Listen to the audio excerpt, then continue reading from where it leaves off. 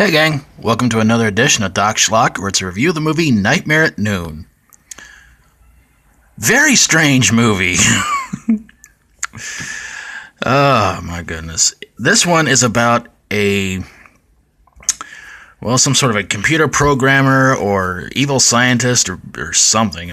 I'm not sure if it was really quite made clear who the bad guy in the movie was or what he was doing, but, well, they think they had something to do with the government, and, well, it all leads up to a sheriff, his daughter, a lawyer for Twisted Sister, and a drifter to try and save the small town from whatever's in the water that's turning people into maniacal killing zombies. But again, it's not the flesh-eating kind. It's the kind that when you shoot them or stab them or anything like that, they spew out green blood, and and they become maniacs. In fact, they run down old ladies in curlers. They shoot their relatives. They run after their kids with a knife. I'm not making this up. Oh, lordy. Yeah. So there's something in the water, and it's because of the villain of the movie called the Albino. Can you take a guess which one's the Albino? Any guess? I'll give you a hint. He's not neither one of the guys holding the guns.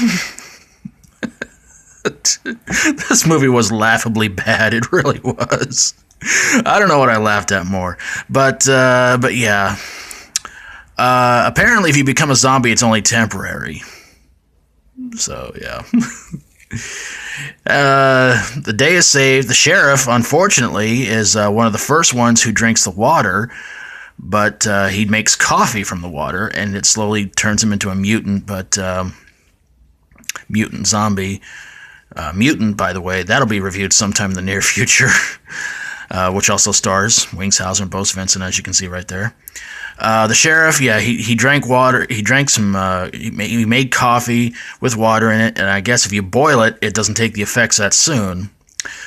So in the end, the sheriff is dead. His daughter becomes a new sheriff. Tries to convince the drifter to become the new sheriff, but he takes off with the lawyer and his wife, and they take off out of town. It's up to the drifter against the albino to try and save the day, which of course the drifter does, and the sheriff's daughter, I guess, stays behind, decides to take back over the small little town, and no more zombie attacks. So yeah, there you guys go. But this movie is also sort of infamous for one particular scene towards the end of the movie, and it's why I'm going to play this theme real quick.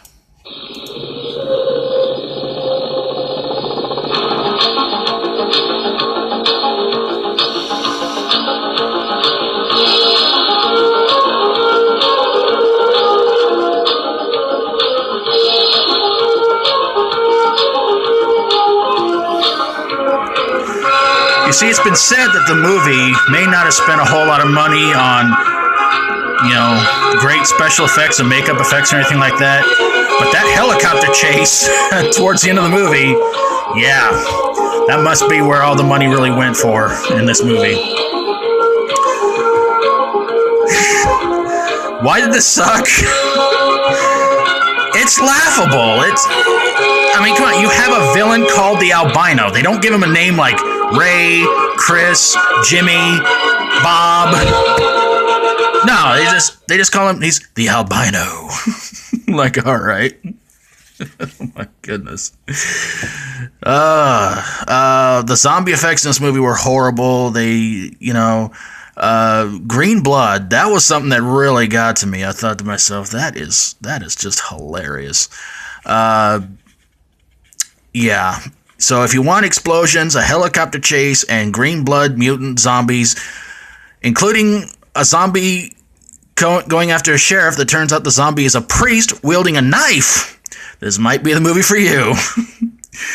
But if you like my videos, feel free to subscribe. And if you have a horror, sci-fi horror, comedy horror, or fantasy horror movie that might have starred Bo Svensson and Wings Hauser, Send it my way, and I'll get on it ASAP. Thank you so very, very much for watching. Until next time, for Doc Schlock, as always, stay strong and rock on. I also forgot to mention the movie also stars Brian James, who was in a movie I reviewed some time ago called The Horror Show, and Academy Award winner George Kennedy. Wow. Win an Oscar, do a bunch of low-budget horror movies. I guess that statue really does mean something after all.